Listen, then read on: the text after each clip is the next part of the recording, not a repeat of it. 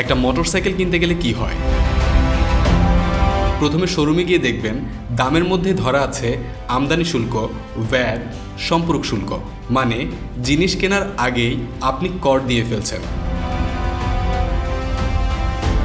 এরপর বিআরটিএতে যান, registration fee, financial assistant fund, আরও কয়েক হাজার টাকার খরচ। তারপর প্রতি 2 বছর পর পর রোড ট্যাক্স, গাড়ি রাস্তায় নামাতে হলে সেটাও দিতে হবে। আর এখন সরকার বলছে আগামী বাজেট থেকে নতুন বার্ষিক অগ্রিম আয়কর, সিসি ভেদে 1 থেকে 10,000 টাকা পর্যন্ত। মানে একটা বাইক কিনে রাস্তায় চালাতে গেলে আপনাকে বারবার কর দিতে হচ্ছে। প্রশ্ন হলো, এই করের বিনিময়ে রাস্তার অবস্থা কি ঠিক হচ্ছে? ট্রাফিক ব্যবস্থা কি উন্নত হচ্ছে? সাধারণ মানুষের পকেট থেকে যত টাকা নেওয়া হচ্ছে তার কতটুকু তারা ফেরত পাচ্ছে?